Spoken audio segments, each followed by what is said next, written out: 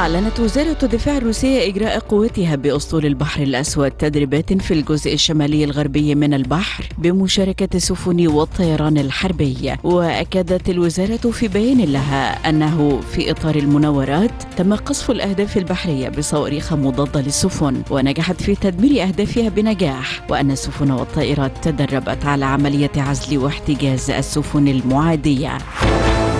أعلن منسقو الاتصالات الاستراتيجية بالبيت الأبيض جون كيربي أن روسيا زرعت ألغاما بحرية بالبحر الأسود وقصفت مواقع لتخزين الغذاء في أوكرانيا، لافتا إلى أن تراجع الغذاء في جنوب الكرة الأرضية مسؤولية روسيا، وإن زرعها للألغام بالبحر الأسود يهدف لضرب السفن المدنية العابرة.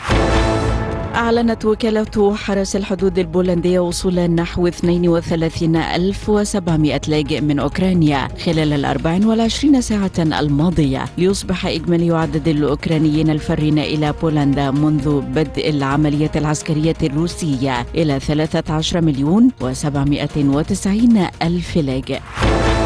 ارتفعت حصيلة القتلى جراء الانهيار الأرضي الذي وقع في مقاطعة رايجاد الهندية إلى 16 شخصا على الأقل، وكان من بين القتلى 4 أطفال، وتم إنقاذ 21 شخصا آخرين عقب الانهيار الذي تسبب في دفن العديد من المنازل. وإن فرق القوى الوطنية للاستجابة للكوارث تتابع عمليات البحث تحت الأنقاض دون توقف.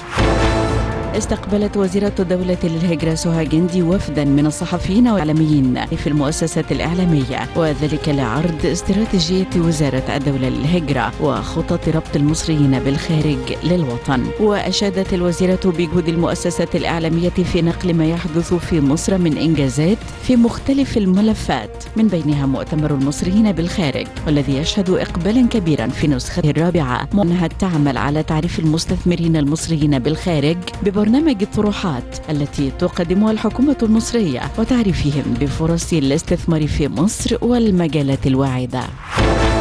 أكد وزير الإسكان عاصم الجزار تقدم الأعمال بوحدات المبادرة الرئاسية سكن كل المصريين ومشروعات الطرق والبنية التحتية بمدينة العاشر من رمضان، وكذا أعمال رفع كفلال وتجديد لشبكة الطرق القائمة، مشيرا إلى أن المدينة تشهد نقلة نوعية في أعمال التنمية المختلفة، خصوصا في ظل الاهتمام الذي توليه الدولة بزيادة المشروعات السكنية والخدمية بالمدينة.